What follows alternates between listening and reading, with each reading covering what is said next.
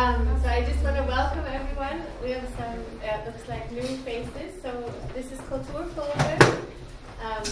And we started this year, we opened last year in June. And we had a publication that we started with that was about many natures.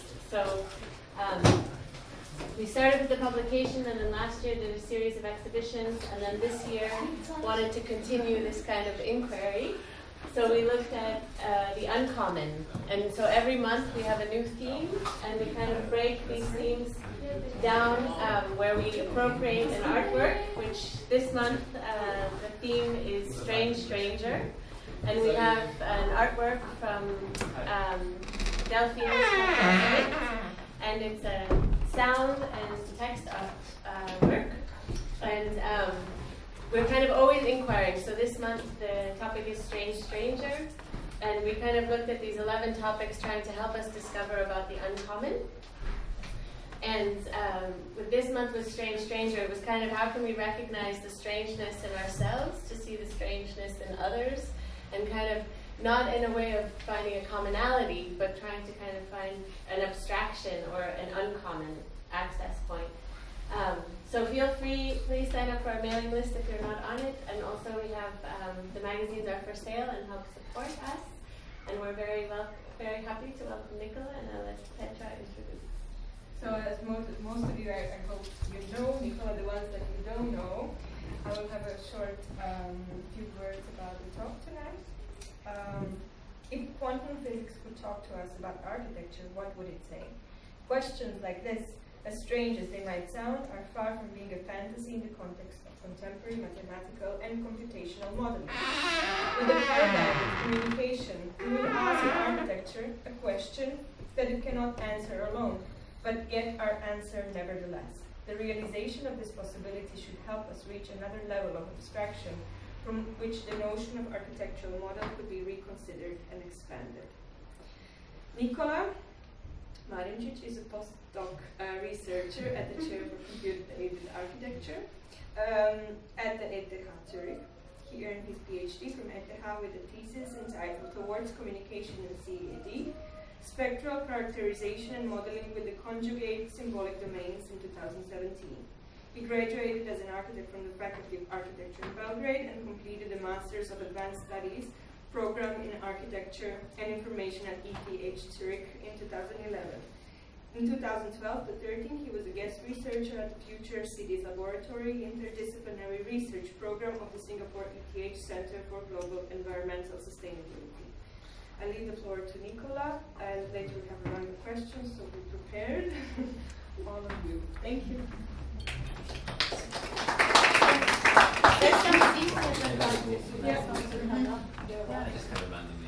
First of all, I would like to thank the host. I'm very grateful that you invited me and that I can share my work outside of my little bubble. Also, thanks everyone for coming. My presentation will be about architectonics of communication, and it comes with a provocative subtitle asking how different natures communicate. I would like to start with the topic of the month, which is Strange Stranger, and read a short passage written by Timothy Morton, provided by Petra. He says, the ecological thought imagines interconnectedness, which I call the mesh. Who or what is interconnected with whom, with what or with whom? The mesh of interconnected things is vast, perhaps immeasurably so. Each entity in the mesh looks strange. Nothing exists by itself, and so nothing is fully itself. Our encounter with other beings becomes profound. They are strange, even intrinsically strange. Getting to know them makes them even stranger. When we talk about life forms, we are talking about strange strangers. The ecological thought imagines a multitude of entangled, strange strangers. So personally, I would not describe such thought as ecological, but in terms of entanglement of indiscrete forms of life and their communication, I would say yes. Phenomena that he is describing is what we are intuitively encountering today, which helps us a lot to learn these words. But my contribution to this topic would be to go beyond the phenomenological description, which is crucial maybe for art, and try to address the same idea from the model theoretic point of view, one which is crucial for natural sciences and mathematics. Why would I want to do this?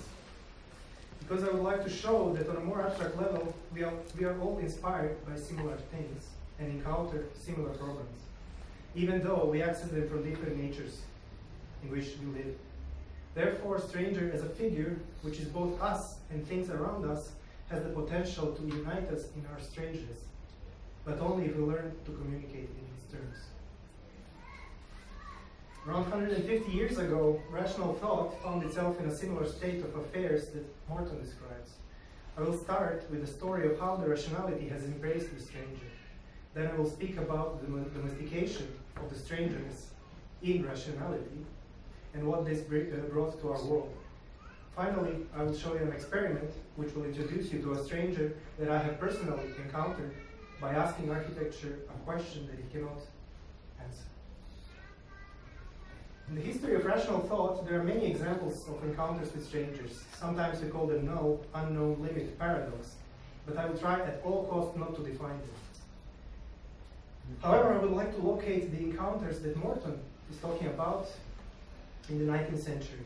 Because before 19th century, for almost 2,000 years, we considered two fields of knowledge as pillars of stability of our rational world. On one side, it was logic. On the other side was geometry. We thought of them as something intimately linked to our physical reality. Logic and geometry, they come with two important references. We have Aristotle's laws of reasoning that teach us how to deal with words and sentences to create an argument. For example, if we place the subject and the predicate within a sentence in a certain way, and then put sentences in a certain order, truthfulness will be preserved by passing through them. So if the first two sentences called premises are true, then the third one called conclusion is automatically true, just by formally following the given construction of a syllogism. We can think of this as an architectonics of argumentation. In geometry, we have Euclid's axiomatic system, which postulates 5 propositions, and from them, Euclid derives all the truths of geometry. Here, truthfulness of any derived definition or theorem is guaranteed by these 5 premises. For a long time, Euclid's system seemed perfect, but over time, the 5th postulate appeared to be more and more strange. Because unlike the first 4 postulates, it was not self-evident, yet without it, his geometry would fall apart. And this imperfection drove mathematicians crazy for a long time. Nevertheless, this was a very powerful knowledge. Unlike the knowledge in the 19th century, which lacked any systematization, Euclidean system looked pretty much perfect in its simplicity. Therefore, every field of knowledge wished to have foundations like that. And it was especially important if we could ground arithmetics like that. Arithmetics which defines numbers and operations of them. Why was this important? Because it was believed that if we could settle all the mathematics on top of arithmetics, everything could be clean and perfect, and we would get rid of all the unsettling strangers that puzzle us. But then a huge turmoil happened in the 19th century, and it started with geometry. Russian mathematician Lobachevsky created so-called hyperbolic geometry. He appropriated the first 4 postulates of Euclid and asserted that in his geometry, the 5th postulate is false instead of true. Then by following these 5 postulates in the same way as Euclid, he derived new truths which were valid only within his own geometry. On one hand, his construction was as good as the one from Euclid, but on the other hand, we represent our physical reality in a truthful way. So the question was, if this is something we can do in mathematics, then what is mathematics about? And on the right side, we have a quote from Bertrand Russell, who said, "Mathematics may be defined as a subject in which we never know what we are talking about, nor whether what we are saying is true." Imagine this.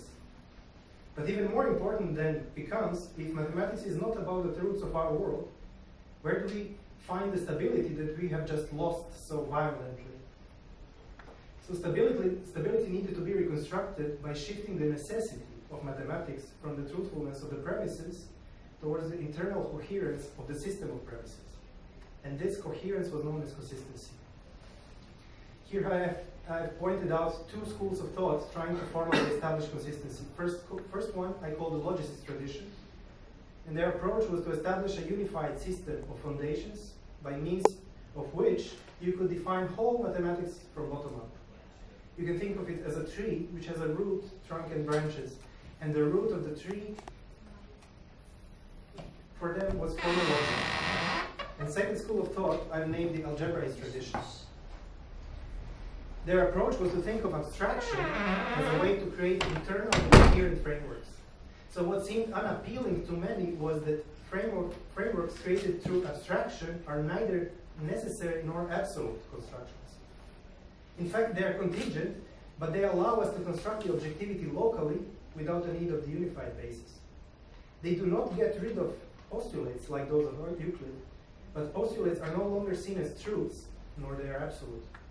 The postulates could be valid within a certain model and not valid within another. So you cannot think of this as a tree, and if you really need to visualize it, maybe think of it as a strange, messy garden with many forms sprawling everywhere. It's a mess. But question for you is, which one of these traditions do you think became prominent in the next 100 years?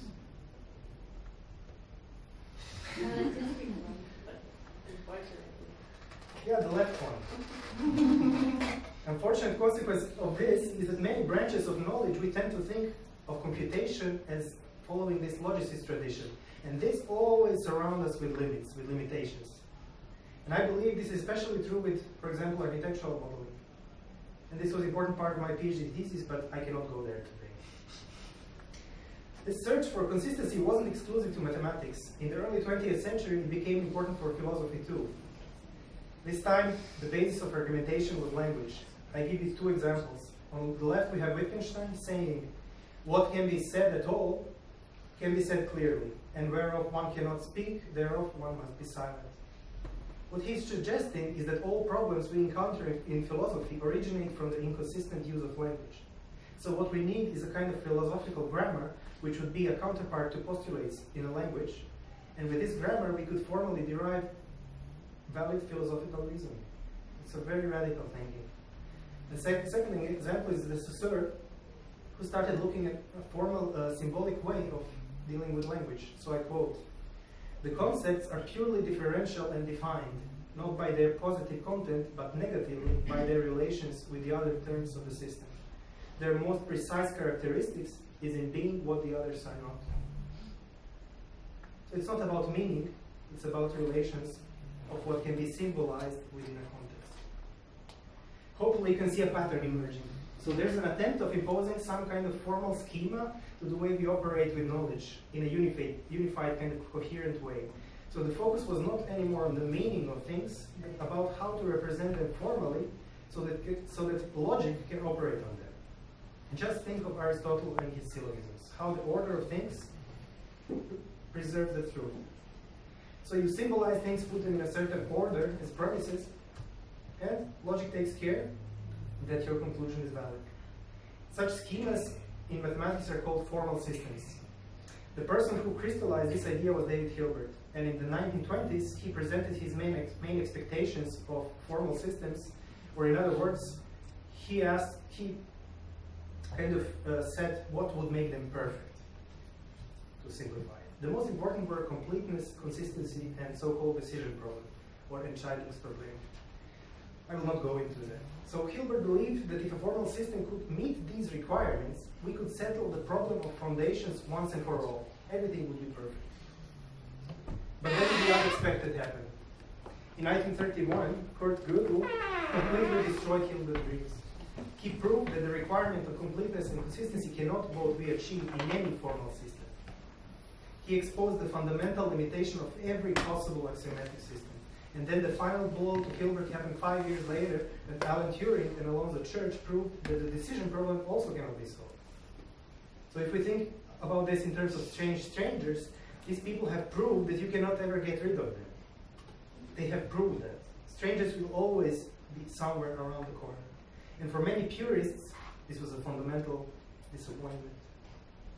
But something very fortunate also emerged from this story. And to prove that Hilbert's decision problem has no solution, Alan Turing created a hypothetical machine which was a mechanical counterpart of Hilbert's formal system, and it could be instructed to perform a very basic set of operations. So he used the machine to demonstrate that it can compute a large body of numbers. He defined it as computable numbers. So those were enumerable, and in terms of their power to be a base of an arithmetics, they of course had the same limitations as any formal system. However, not the computable sequences, or so-called instructions. Computable sequences that you can create were not enumerable. So he concluded that it's possible to invent such a machine that can be used to compute any computable sequence, meaning that in theory we are not really limited to use this machine to compute numbers. He pointed out to the infinity of possible sequences we can create, and in this way made the limitations appear not so significant anymore. Such machines today are a reality, and we call them computers. However, because of the links to Hilbert and Gödel, the logicist tradition started dominating this interpretation of computation. Here I distinguish two dominant streams that have evolved from the logicist tradition and try to impose their own interpretation of what computation is about. First one had to do with control and automation, and its most prominent representatives were John Foy Neumann, Claude Shannon, and Norbert Wiener. To illustrate, I will quote Wiener from his seminal work from 1948 called Cybernetics. So he said, "It has long been clear to me that the modern, ultra-rapid computing machine was in principle an ideal central nervous system to an apparatus for automatic control." Wow. Second stream looks at the computation as a kind of mechanized grammar. It became very prominent with Chomsky and continues with Lindenmayer, Steiny, and many others. In his book, Syntactic Structures, Chomsky showed how to produce valid English sentences by employing operation where replacement rules are applied successively in 3 stages, very mechanical.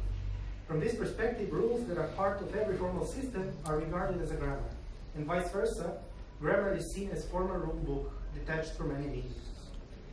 My hypothesis here is that all the prominent examples of computational modeling of architecture are limited to these 2 paradigms. And because of the prominency of the logicist tradition, we as architects see this limitation as a limitation of computers. However, I believe that the viewpoints that insist that computation is formally equivalent to mechanical application of logic are misleading, because computers we use today are the artifacts of the quantum world. So if we approach computation from the left side, we are confronted with Gödel's theorems and limits of computation.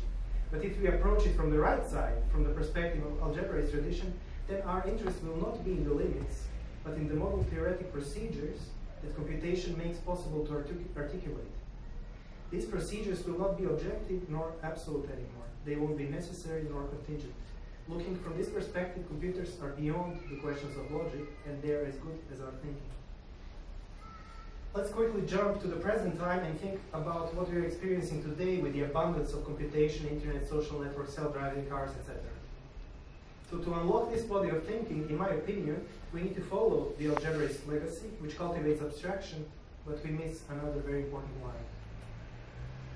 This line emerged from the gambling halls of France in the 17th century, and it is about giving a formal account of the things that we do not know, of our ignorance. It took more than 200 years for this line to develop into what we call today probability theory. So here I've given you 3 important references, starting with Bernoulli in the 18th century and his idea of the expected value. Then you have Laplace in the 19th century with the idea of a variation from expected value, which is represented by this famous bell curve that you probably know. And in the 20th century, you have Markov, whose theory, which encapsulates the notion of dependent variables, or how things do converge when they are dependent on each other. And Markov model is especially interesting for us because in 1906, it was considered useless, but only 100 years later, Google turned it into a computational model, and this became the basis of the Google search engine, and forever changed how we think of information. The crucial thing about Markov model is that it discretizes the thing we would like to model into a successive sequence of events. You can see an example here. We start with an arbitrary sequence of zeros and ones, but it can be any symbol really, any text. It can be words or a text or anything that comes in a sequence. Here on the examples of zeros and ones, first we need to distinguish ones from zeros. Then we need to see what possible combinations could be made from them. We have only 4 combinations. Then we cut the sequence to get successive pairs. Then we count how these pairs are distributed within the possible combinations.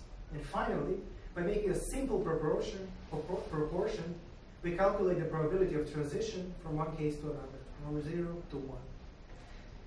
So what Markov encapsulated in his model is the notion of time. We always need to have at least two levels involved with Markov. We have current state and the past. Past state makes it possible to speak about the probability of the current. Or if you want, current state makes it possible to predict the future state with a certain probability. Google employed this simple mechanism by taking web pages instead of symbols, and instead of sequence, it used hyperlink connections. And this is what makes it possible for Google to answer more than 1 billion questions per day in less than 1 second per question. At the same time, when these battles of logic and formal systems were fought, we had two pillars of modern physics started to emerge: quantum and relativity theory. And the way quantum theory models phenomena completely relies on probabilities. As the famous physicist Richard Feynman would say, to calculate probability of an event is in fact all that nature permits us to do. In the context of strange strangers, in my opinion, this would be the time where its strangeness is finally fully embraced.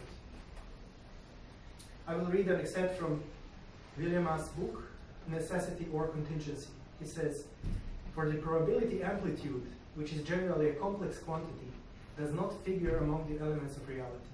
To obtain a probability, we must multiply two conjugated probability amplitudes. This means that when we attribute that amplitude to a system, it is attributed neither as an actual property or magnitude, nor as an actual disposition or propensity to having such property or magnitude, but as purely virtual disposition or propensity to having it. The second order potentiality, as it were, thus put into play, is no longer the measure of an ignorance that might have some chance of being only provisional. It is physical. It describes nature. So in order to describe nature within the quantum paradigm, we must multiple identified cases which, according to logic that we know, are contradictory, are completely opposing each other. And William challenges one of the most difficult problems of logic, known as the master argument, and shows how in the state of superposition of quantum physics, this logical argument loses its cogency, and how physics can do without it. But getting to know this description, as Morton would say, makes us even stranger. For me, this idea throws particularly important light of the implications of computation that come from the logicist tradition. Because I believe it affirms that computers are not about the limits of formal systems, but about our own capacity to think and to make models. Something else needed to be changed beforehand in order to be able to think about quantum physics and relativity theory. And this was the conception of space. Ironic thing, at least for us architects, is that the same notion of space that accommodates our architectural models that we love so much was something that could not accommodate physics that made our computers possible. So our architectural reference is still one in the middle, Descartes from 17th century. If we only had this conception of space that we are using in computers to model architecture, we wouldn't have computers at all. I found this very funny, but also valuable to think about why the notion of architectural model is frozen for so long. Luckily, Bernard Riemann was the person who changed the very conception of space in the 19th century and made new things possible. In 1854, Riemann introduced the notion of spatiality to the general notion of magnitude and named it manifoldness. He showed the perspective in which Euclidean conception of space was only one specialization of the manifoldness. I will quote him. He says, "But hence follows, it's a typo, follows as a necessary consequence that the propositions of geometry cannot be derived from general notions of magnitude, and the properties which distinguish space from other conceivable triply extended magnitudes are only to be deduced from experience. Since Euclid's fifth postulate can only be derived from experience, it's only one possible notion of space, and Riemann introduced the notion of quanta, which has a discrete aspect. So it has a discrete aspect, so it contains elements, and can be quantified by counting. But it also has a continuous aspect, which contains points, and it was quantified by measuring it with something else. What Riemann in fact did is he separated the notions of what we today call the topological and the metric structure of space. And just to reflect on what we have already seen, this is obviously not something that we can build bottom up from the axioms. It just doesn't work like that. This thing changes the whole setup. It is an abstraction of how we can think about space. Therefore, it continues the algebraist legacy. Riemann's model distinguishes between two levels, global and local. In Euclidean space, it's used to represent manifold, but only locally, on the infinitesimal scale. And to go between these two levels, he uses models of tangent space and gluing, which is done by integration. So you can think of the global as a gluing of infinitely many, infinitely small patches. In his later work, he introduced a different approach for bridging the local and the global, known as covering spaces. This can be illustrated with the notion of deformation. So on the left side, we have an example of one curve being continuously deformed into another in a number of steps. Now, I would like to invite you to think of this on a more metaphorical level. So think of the deformation as a trace of some kind of a process, like a flow or something that you are doing or attempting to do, but don't think in spatial terms. And if you think what this image on the left would show, in this case, whatever it shows, the flow of things is kind of smooth and uninterrupted. So you go from one state to another, and there are some obstacles maybe, but you avoid them by deforming yourself. And now look at the two images on the shaded background on the right. Now the curves are located on the surface of a disk, and the setup changes. In the first case, things look the same. Blue curve can be deformed into a green one, smoothly. But if you look on the right, can we deform blue curve into a red one? We can't. Why? Because we have a hole in the middle. It is impossible to deform blue into red because the red curve makes a turn around the hole. And this turn will always be an obstacle. What happened is that the hole introduced a limit to our world. We see another path, but whatever we do, we cannot deform ourselves to become one. We are helpless. But then how Riemann solved this is a fantastic. He embraces the obstacle. Riemann creates another identical path, but places it in a space that constrains the old space, but accommodates for more. And this is called covering space. And in case of a ring, the covering space is spiral. So from the perspective of the first path, which lives in the original space, second path is just identical to it. But second path now contains more than it contained before.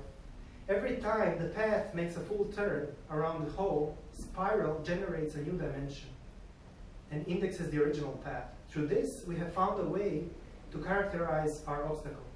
And by following this idea, covering space can make every non-trivial property unfold new dimensionality. Also, we have a new interpretation of what numbers are about. They're a gnomon, which allows us to index any obstacle by means of circulation. Such notion of speciality is much more liberating and accommodating to discuss what we are experiencing with internet today. Because internet is a place where new things are being born, emerge, grow, expand, transform, and die all the time without any particular reason. Often so, irrespectively of their underlying physical infrastructure. From the perspective of unfolding of a covering space, we can start thinking about the internet outside of any spatio-temporal setup. Its structure is not predefined nor embedded in some kind of space-time, but rather grows from the inside out. Such unfolding architectonics I have defined as structure ability, and I would like to introduce it to architecture. With the realization of quantum physics, we have made space for our strangers and realized that they are not so different from us. In fact, by doing so, we have recognized strangeness in ourselves. Now we need to think how we can talk to each other in this new environment. I will introduce you two models of communication on this level. First coming from mathematics and second from language. My goal here is to give you an intuition of how we can think in terms of communication. And what does that mean? First model is the model of natural communication created by Elia Zafiris, and it's a very recent model. So the traditional idea of solving a problem is that you have a plane of reference where you can recognize the starting point, which is the problem, and an end point, which is the solution. But the consequence of the linearity is that sometimes you encounter obstacles, and these become the limit of your walk. For example, Such obstacle can be infinity, void, singularity. Natural communication model starts from the idea that any problem can be assessed on multiple levels, or if you like, coexist in multiple natures. So if you have an obstacle on the level A, which is the limit of your world, you can translate this setup or your problem to the level B. On B, this obstacle might not even exist. So you can solve your problem there and translate the solution back to the level A. The translation is made by means of communication bridges. And they are called encoding and decoding bridge. If you think about this schema in terms of encoding and decoding, then a model like this is a cryptographic model. So we can think about the bridge that unlocks another level as a cipher. The theory gives geometrical representation of the model by introducing motivic key. So the key relates two levels, in this case W and T, by means of cryptographic bridges S and S prime. But don't think about it technically. We can think of this key as a conceptual device that gives you access to the symmetry and translation between different worlds. We can think of it as a gnome. This key comes with some properties and operations, and its main property is called commutation, which simply means that you can express one level in terms of another, and vice versa. As for operations, you can compose these keys, extend them in depth or in length, and with that you create more complex models. This kind of modeling comes with a very different assumptions about the nature of things that we are modeling and the whole modeling process.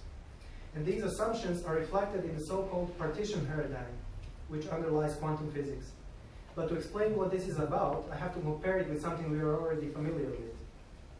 And this is set theoretic paradigm, which is something that we have very much naturalized in the last 200 years.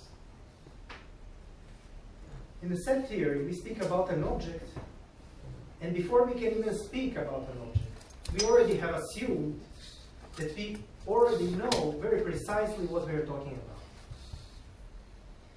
And this is also reflected in language. So if I say that there are 20 chairs in this room, what does that mean and what does this assume? It means that I can somehow naturally distinguish and positively identify a chair from its environment, from other things in this environment, and from other chairs.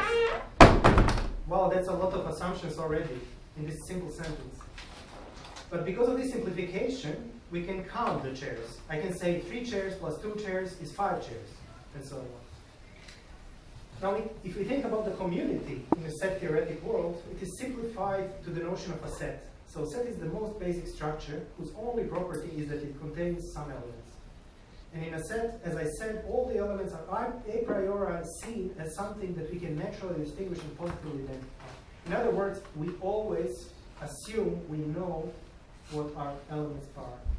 Because of that, in the set theoretic paradigm, we cannot talk about strangers at all. Because they do not have clear boundaries. They do not have a clear identity that we can positively identify. A prominent example of set theoretical thinking in architecture could be Rem Koolhaas and his exhibition on elements of architecture. Because he gives us the 15 elements: the floor, the wall, the ceiling, the roof, the door, the window, the facade, the balcony, corridor, fireplace, toilet, stair, escalator, elevator, ramp. That's it. But as you may imagine, we cannot speak about a cloud in terms of set theory. And most certainly we cannot speak about photons and electrons. Because they are not positive objects. There are no positive objects on atomic level. Rather something like a temporal foam, which has a very diffuse boundaries, if it has boundaries at all. So how can you identify an electron? Or more generally, how can you ever identify or operate with anything within this schema? Modeling here starts from the state of total indistinguishability. So you start by recognizing that you cannot recognize anything. This state is known as an indiscrete partition. In this state, the thing that we are dealing with is a state of maximal symmetry, which gives us no information. Then if you remember this motivic key I was talking about, next stage is that you apply the encoding bridge of the key, and you apply some model. This bridge brings the symmetry of the black box, and as a result, you get some information. This information is manifested as a spectrum of frequencies. What this means is that you can recognize some area from some other area.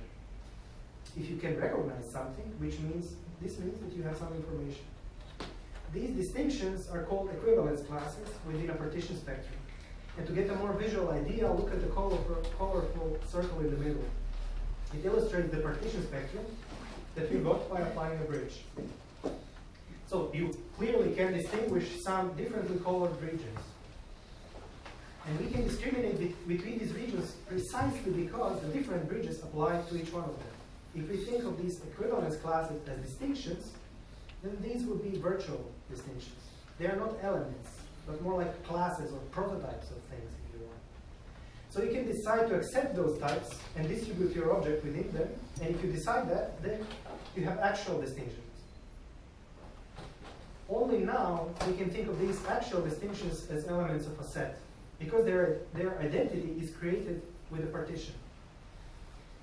But this procedure in the middle can be repeated, meaning that we can theoretically refine the spectrum more and more until we get to the state where everything is distinguished.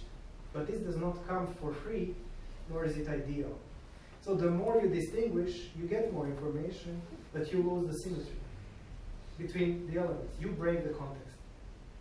So if you distinguish everything, there is no symmetry anymore.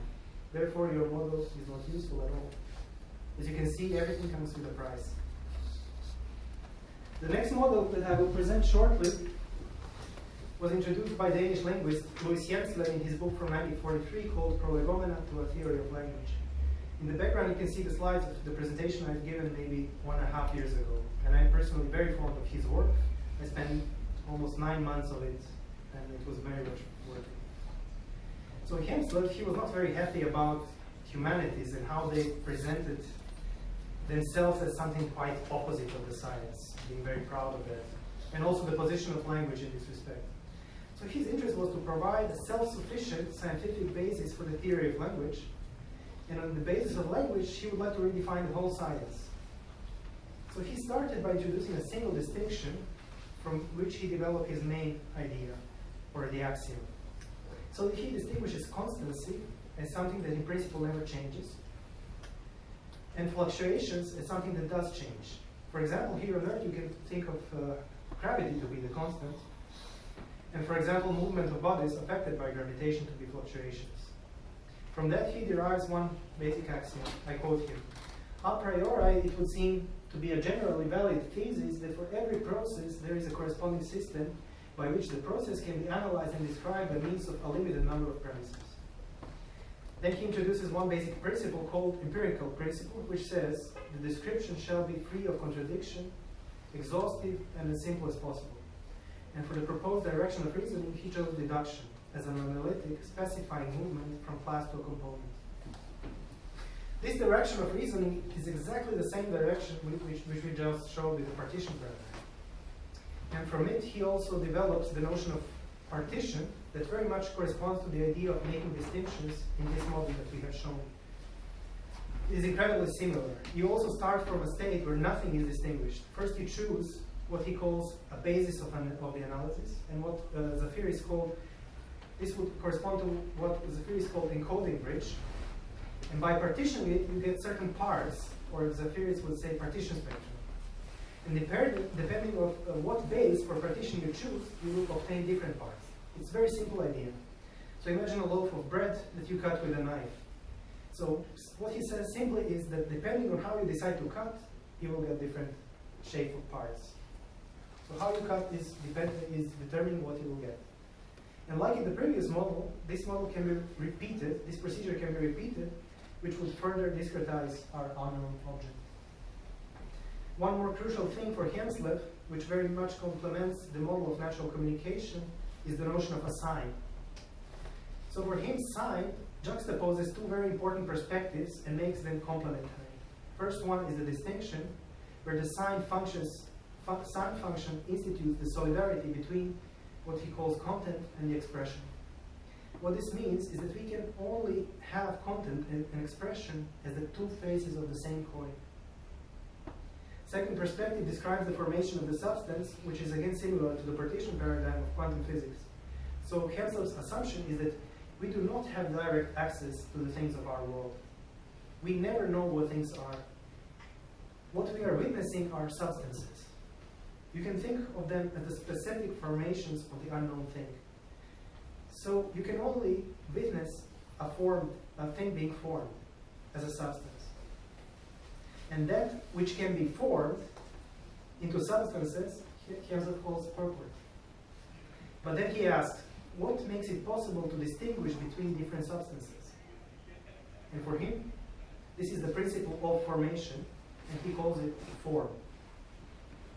So this second perspective on the sign, where form is encapsulated into substance, is joined with the solidarity of content and expression. And this process that sign does, by always branching into two complementary parts, Gilles Deleuze appropriated from Hemsworth and named double articulation. Another important thing that Hemsworth introduced is its distinction between variance and invariance. We can think of this relation as a relation between specimens of something and the class of specimens. So look at the example on the right. You have a term pet, and then you can change the middle letter and get pat. So the change was on the level of the expression. So what we need to see now, whether this change in the expression creates a change in content. So since pet and pat obviously point to a different content, we conclude that they are invariants. On the lower example, you have the expressions ram and he sheep. So the question for you is, if we replace the term ram in a sentence with a he sheep, does the content change?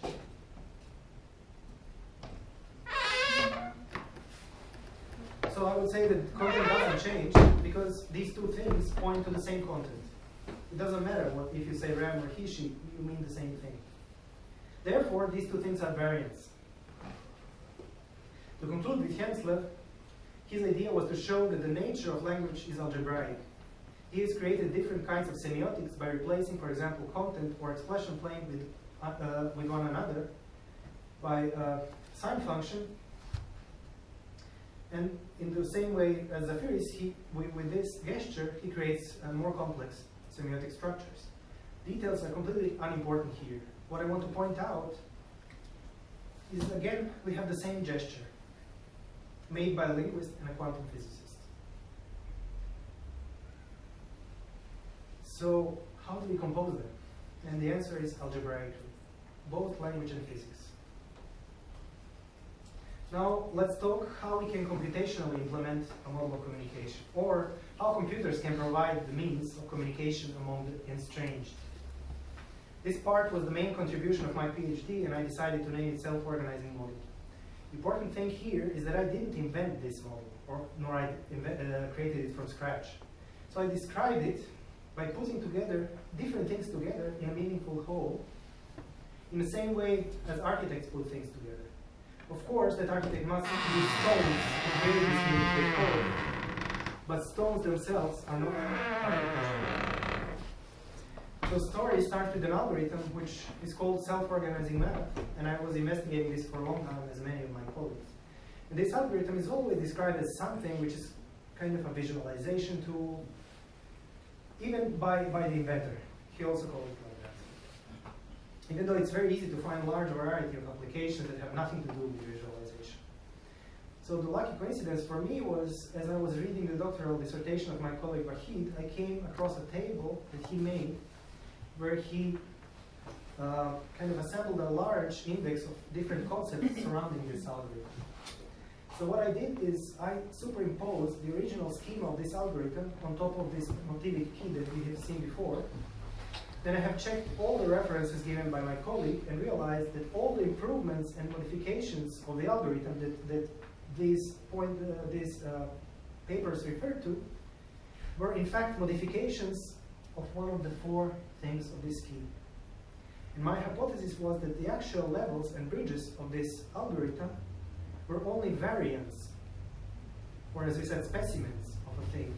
And what is important is what is invariant among them. And what is invariant is the position within the key.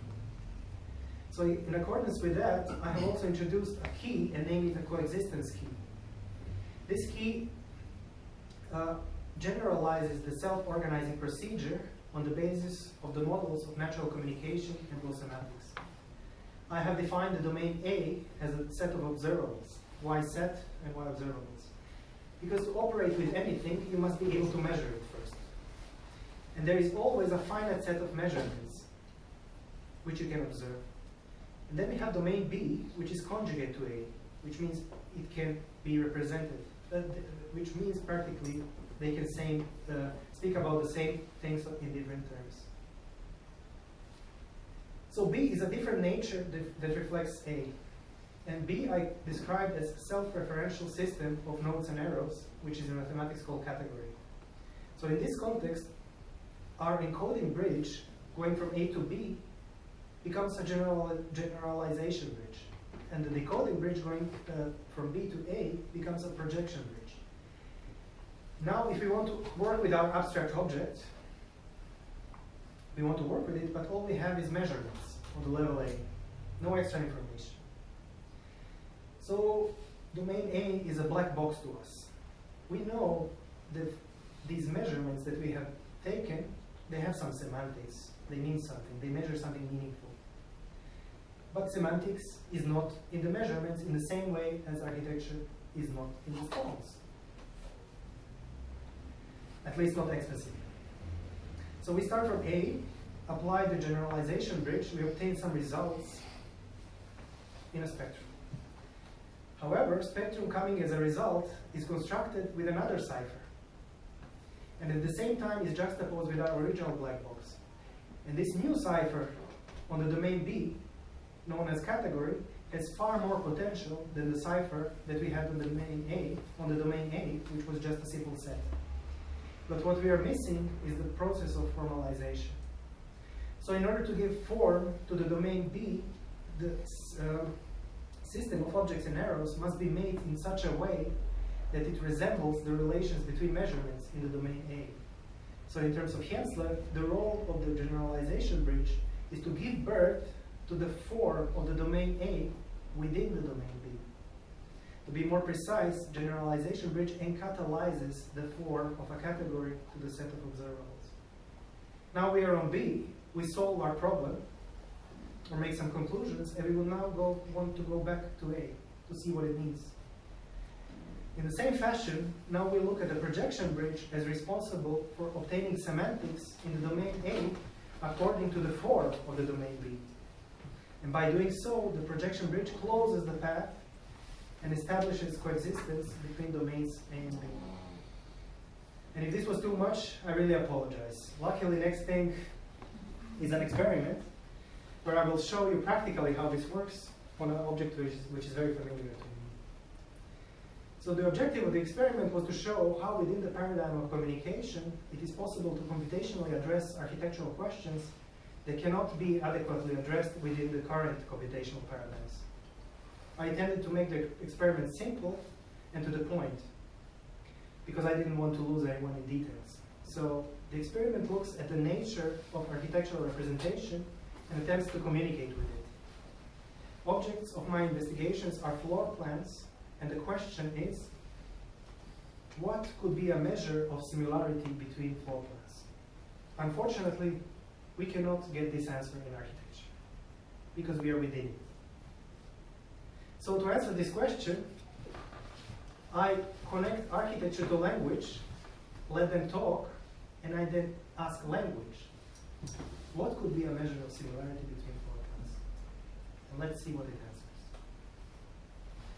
You can say, hey, but people in the computer-aided architectural design have tried to measure similarity of floor plans too, and they also had some questions and answers. Yes, it's true. And I give you here, I present you with the 3 levels of abstraction on which this question was approached.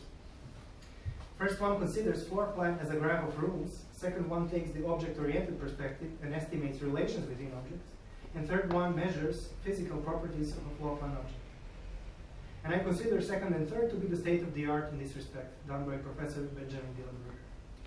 However, my intention was to go to the next level of abstraction and characterize floor plans by means of partition spectra, which I will show you next. So to obtain data, I have scanned a book called Typologie.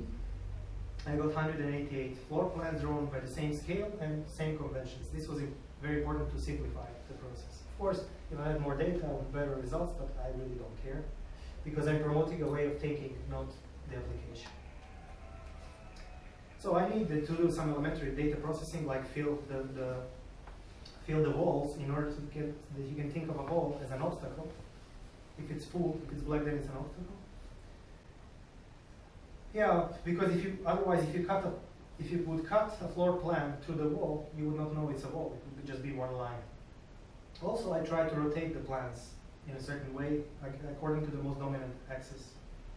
And then this is my data set. This is what I start with. So the next important thing, as I have shown from before, is a partition procedure. So I divide each image into a number of parts. These parts can be of different sizes, and depending on the size of the part and whether they overlap or not, there will be a different number. So it's important here to keep in mind that there is no right way to select the part size, because in any case you will get some results. But some results will do better than the others. So the selection of the size of the cut depends on your question, what you want to do. What I have found to improve the result is making the parts overlap with each other. So partition schema from the image 2 doesn't use the overlapping. So it's a huge minimum overlapping. And you have 108 parts from one floor plan. And partition schema from the image 3 uses larger overlapping and yields 432 parts from the same field. And I found that more parts you have, the better. It's better. And also, final number of parts can be increased by applying a rotation transformation group. This comes from the assumption that the floor plan doesn't need to be orthogonal, and any part can find itself to be differently rotated depending on the context. Finally, when all the parts of all the plans are extracted, here you can only see 20,000 of them, but in principle there is, in this slide, there are full plans, there are 500,000 parts like this. So what you get is a kind of entropic state that doesn't tell you anything about our initial collection of floor plans. The next issue which needed to be addressed had to do with space. For example, as you can see from this image, depending on how you cut the floor plan, one and the same element can be found in different positions within the cut, within the part, or you can see it mirrored. But my assumption is that despite these variations, what is represented in these cases in one and the same thing. So the position and mirroring shouldn't play a role. For that purpose, I've created a little machine, which I call translation and mirroring invariance bridge, which is an algorithm that scans each part in vertical and horizontal direction and extracts the length of the stretch of the black pixels. And this stretch of black pixels, I assume, is an obstacle. Then I record these values. So the result of the horizontal scanning on the left is represented with two lists. So the only difference between them is that the right list is ordered from low to high values, and this kind of gives you a spectrum, kind of algebraic. This is called algebraic spectrum. And there is, of course, another way to represent the same list. So first row shows the results of the horizontal scanning, and the second row results of the vertical scanning. In the right column, you see histograms showing the distribution of all the values within the 10 most prominent ranges of values, both for horizontal and vertical scanning.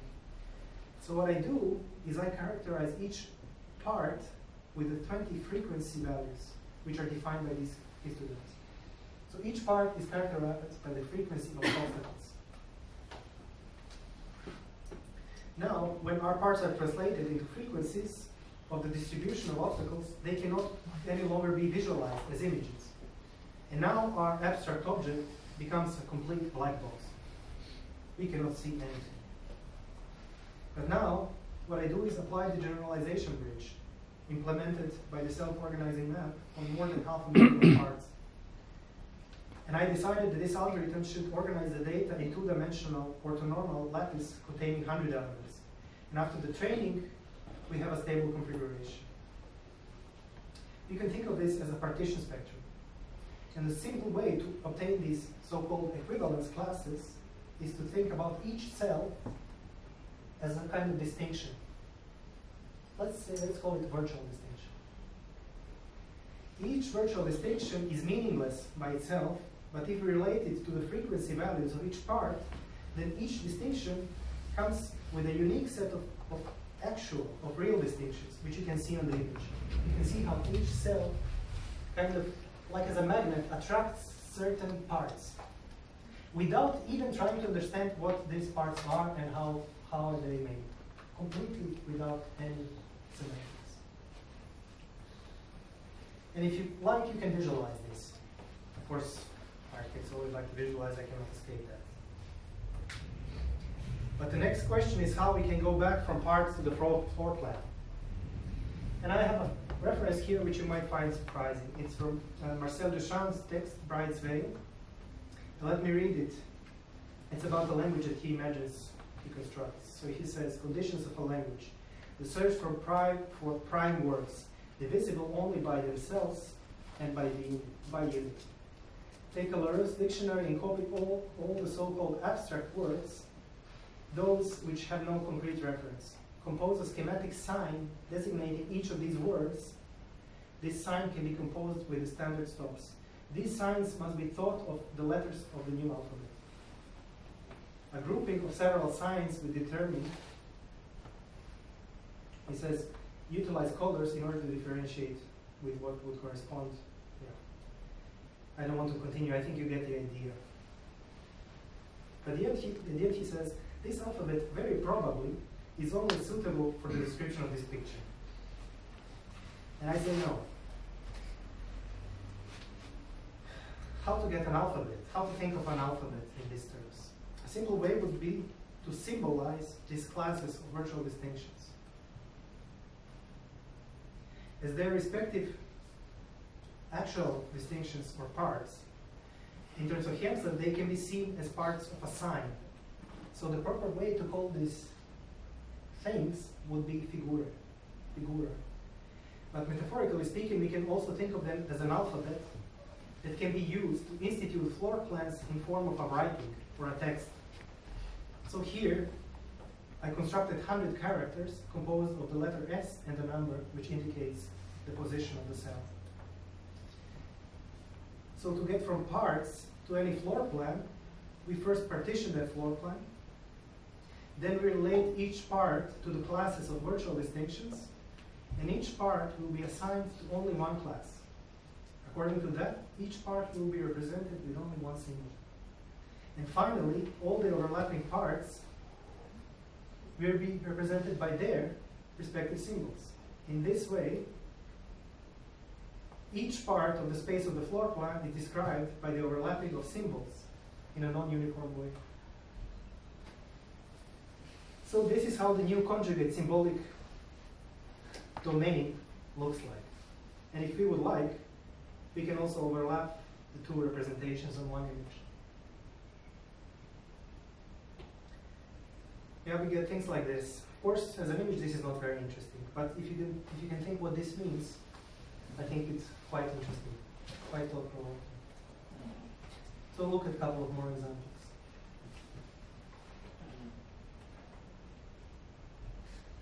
As you can see, S17 is always empty space, and I never told computer what is empty space.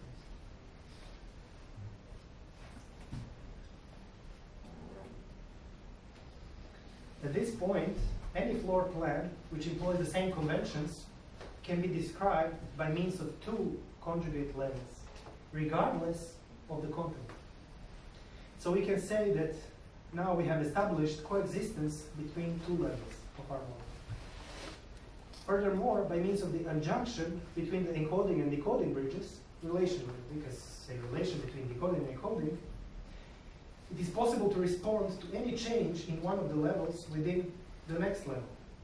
And in this regard, we can say that we have established communication between different levels of our model. So a stranger is talking about our floor plan in its own terms. Now, if we would like to compare different floor plans, and if we can address floor plan as a sequence of symbols, we can do it as a Markov model, which, as you've seen, Google uses to model text. So if we have 100 symbols, this means that a Markov model will consist of 100 states, and all we need to do is calculate probability of transitions from one symbol to another, according to the sequence. Once this is done, we can use the probability values of character sequences as characterizations of each floor plan, and then make another step, another generalization, and obtain relations between them. Finally, the measure of similarity between any two floor plans taken from our original data set or any data set with compatible floor plans can be expressed by the topological distance measured from the image above. So this image is our meter now. This value is obtained by counting the minimal number of steps between two blocks. And this concludes the experiment. Now I would like to reflect a little bit on what this whole thing is about. So, how we are used to talk about objects usually relies very much on our intuitions. They make things make sense to us. And by making sense, we have stability. And what we have with computers today is that we are overwhelmed by the abundance of things. So we are directly witnessing this overflow of infinity, and it's scary. Infinity always comes as scary at first. So to prevent it to hurt us, we trust our intuitions and sense even more. What I want to show is that there might be another way, but it requires us to give up on the sense by affirming all possible senses. This is what I did by cutting all the front floor plans. Because once you cut them, you are left with nothing at all. White noise. And then you get an idea of what you need to do. You need to take these pieces of nothing and create a meaning. And this is what digital is all about for me. By doing that, you are no longer afraid. I will finish with a table of distinctions that I have identified in the last 5 years of my work. And in my thesis, I try to please touch upon these terms on the right, because I think they're very relevant to our body of thinking today. And I use this table as a compass. My goal is somehow to communicate this idea, especially to architects, and this is why I talk about architectonics so much. Because I believe that our ability to abstract in order to integrate on a higher level can be very precious and advantageous in understanding and dealing with these concepts, which are very complex. And the integration of different things, this is what we architects do best. But at this time, we might need to do it on a more abstract level. Hope remains that what I presented and demonstrated could be enough to motivate and maybe encourage some of you to think about what direction we might take to go the past to the next stage of our thinking about what architectural modeling is. Thank you.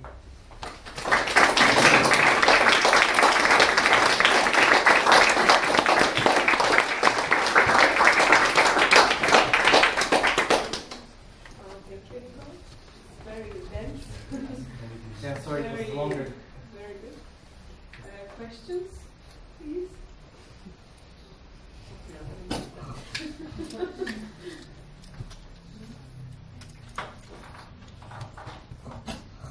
I'm curious, so you chose, I'm still learning about this now, but there's induction, abduction, and deduction. And does this kind of escape or abstract all of those, or is it still fitting into one, or is that a category of the way of thinking? Because I think there's, we tend to stick to these three, invariably, and just curious if this kind of is going outside of that. Yeah, of course, they have meaning in logic, which is kind of very strict. But I think here is more thought as how to think of this. How to think of this kind of direction from something that you don't know at all towards something that you can distinguish. And this is how what Kemsa called deduction. So he redefined all the terms in his own terms. Oh, So in logical terms, this would not be the deduction. Yeah. Okay. So The important thing is this kind of this direction of taking action from the black box towards distinctions.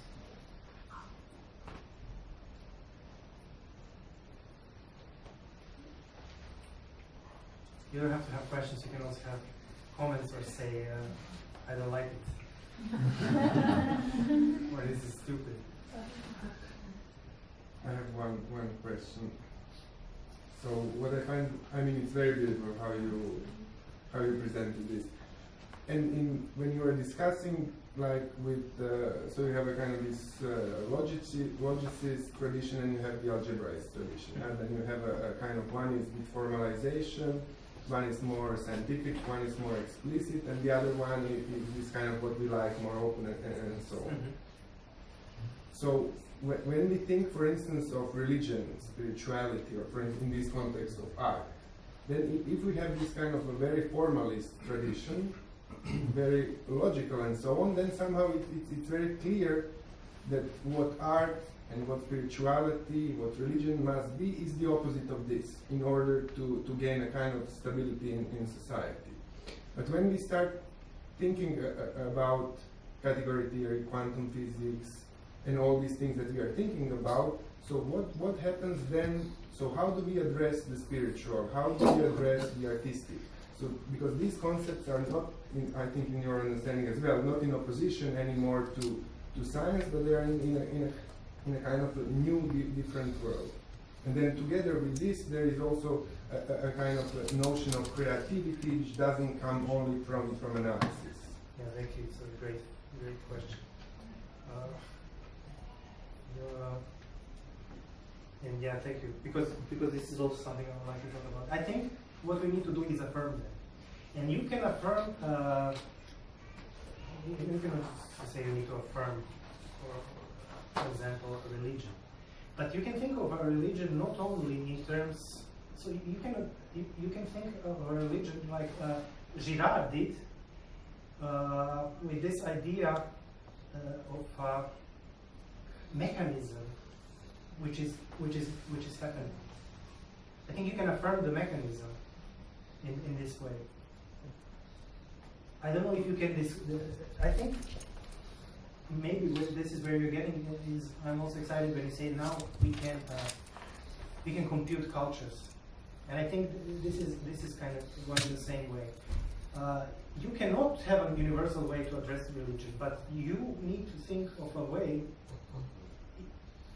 to find what would be kind of certain environment that you can hold on to, and that you can kind of that you can find a way to measure it. This sounds a little bit strange, you know.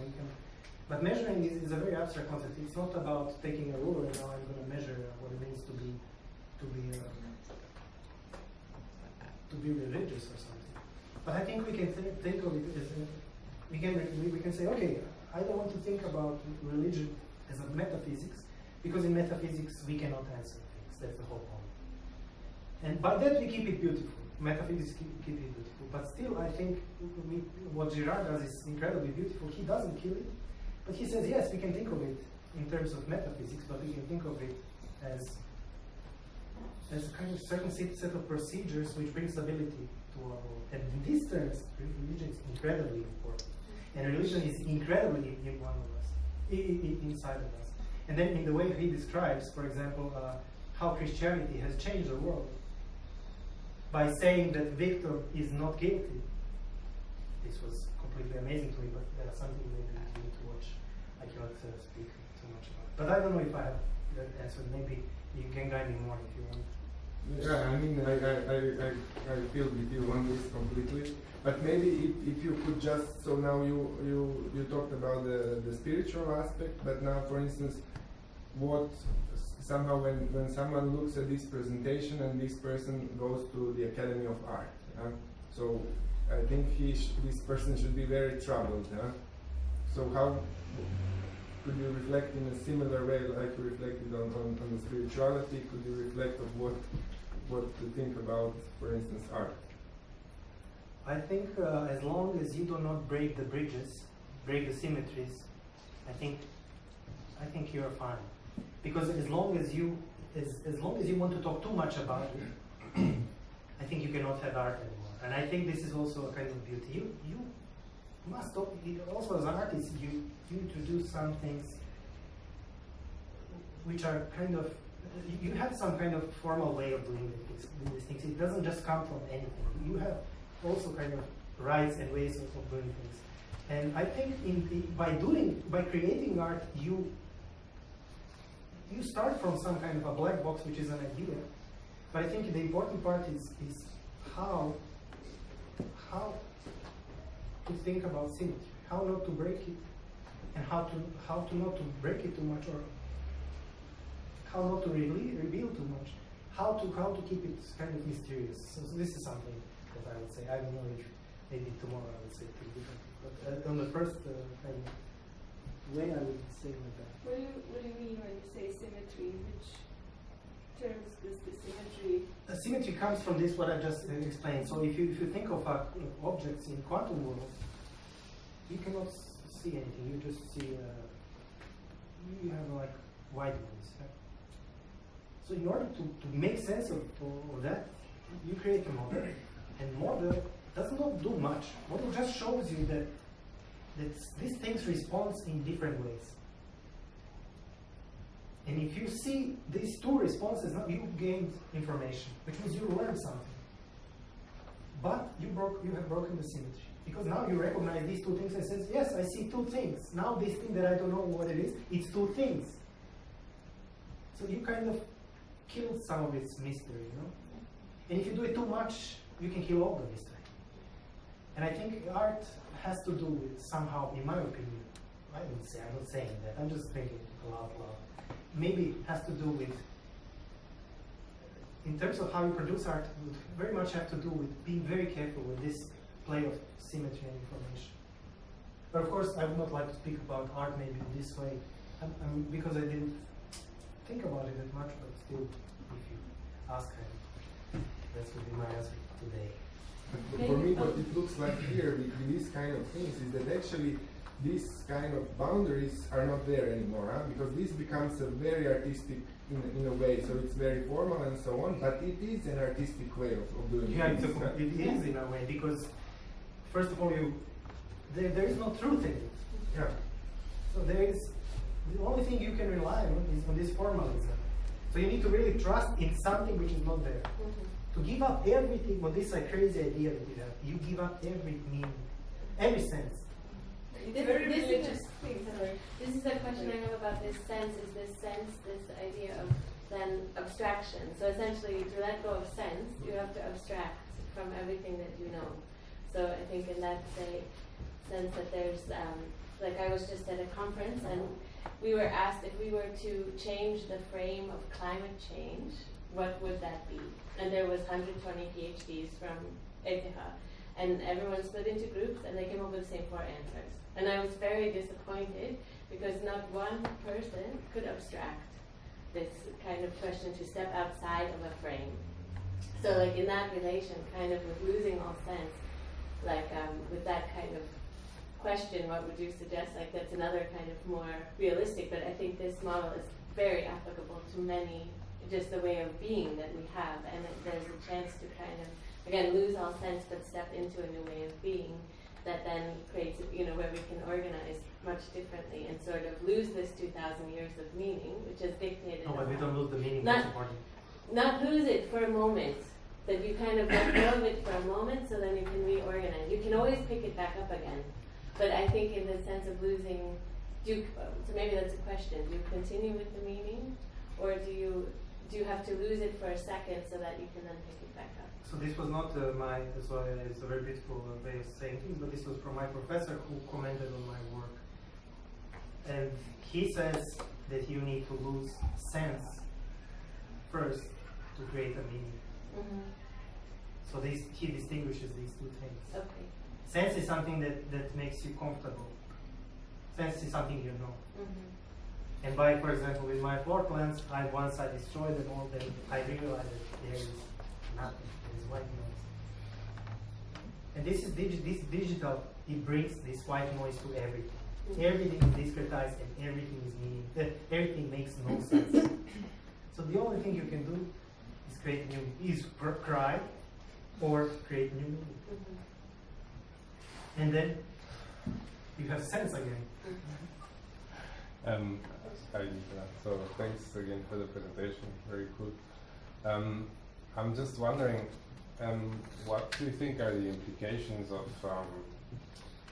of not only asking questions, because you basically open this kind of communication there, right? So, so what about a more propositional approach? What happens if you how far can you push the system basically to affect it from the other side, from this parallel universe that you have created basically? What if you operate on that level? And yeah, what would be the implications of translating that back? And yeah, I don't know, like how far can you push it? Well, this is something to be explored, but I think that what happens is that with communication, what you establish is practically that things start to resonate. So these floor plans resonate with that text because on a level of some kind of frequencies in a spectrum, they kind of trigger similar things.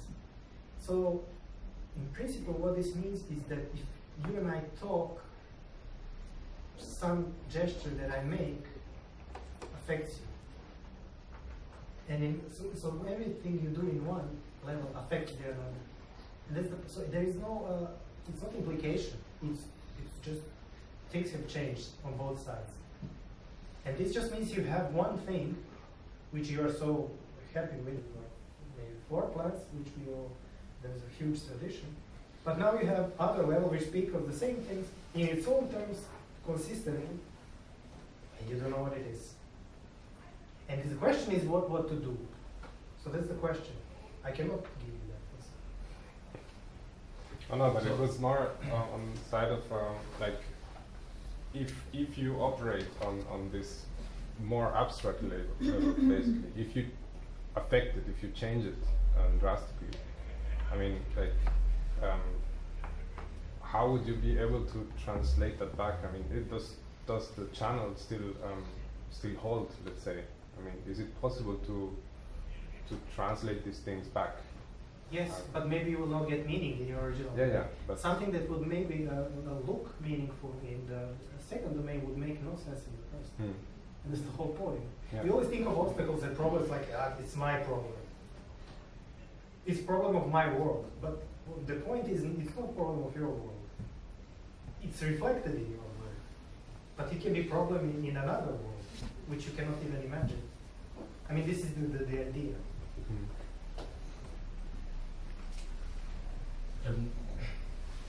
Nikola, in terms of so because you have shown very nicely all these traditions that go from logics and then mathematics and then linguistics and then somehow it looks like one has overcome the other one, and then there's always, I don't know, we could talk about it like terms, no? Like it's one, and then you trust in the pure, and then you trust in the meaning making, and then you trust prior to the meaning making. So then I think this is, now I think about this question also for you, and I think it's for all of us probably. So what would you imagine that the next thing, what could overcome this way of looking at things that we are now celebrating? I mean, you and I and all of us. So we are celebrating that things don't need to be, that things can be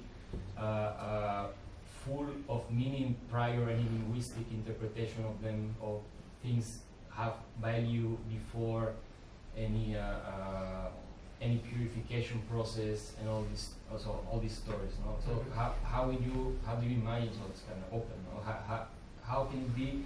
What do you imagine that the thing that the turn, how the turn will be to the next thing? I mean, talking about the limits and talking about the capacities and potentials of this. I mean, I don't know. Maybe you have thought about this. I mean, you care to share, or I don't know. Thanks. I mean, I of course cannot imagine that, but I can imagine that it will be the same. It will be as scary as things are today now. As scary, things were always scary at a certain point, and they are. Yeah. So who knows? I cannot imagine what you will lose in order to gain, but I'm sure that you will need to lose something. You will need to trade something, you know. But what is the promise is not that now this is a fancy thing that I'm interested in. The promise is that what I'm interested in as a person is to have more space.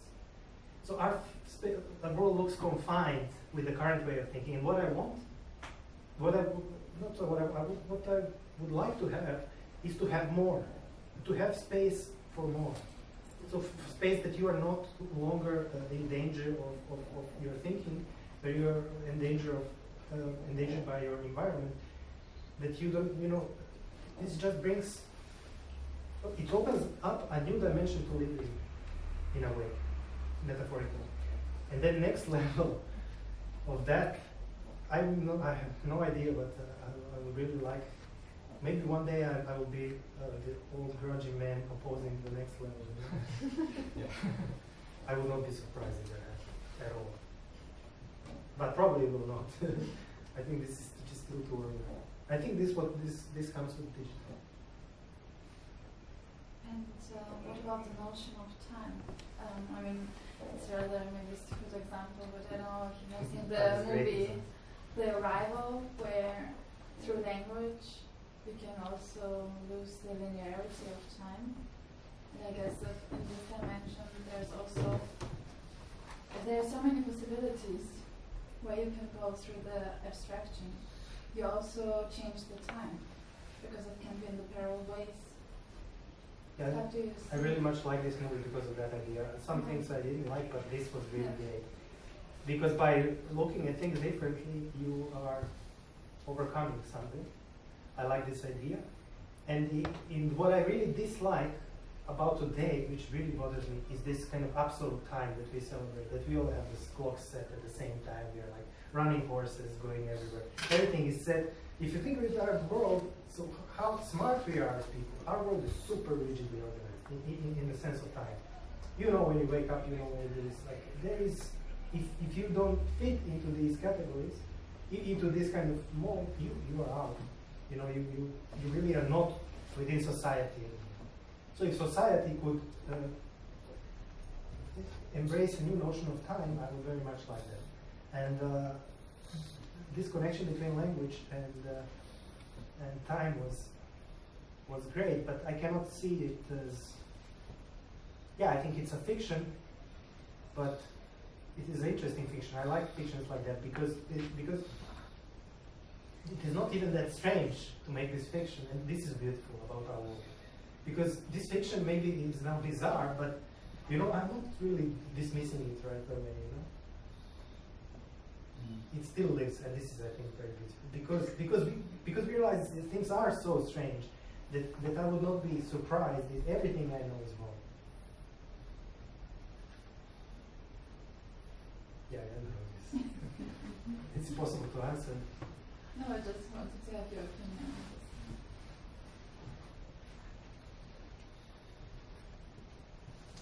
Do we have any more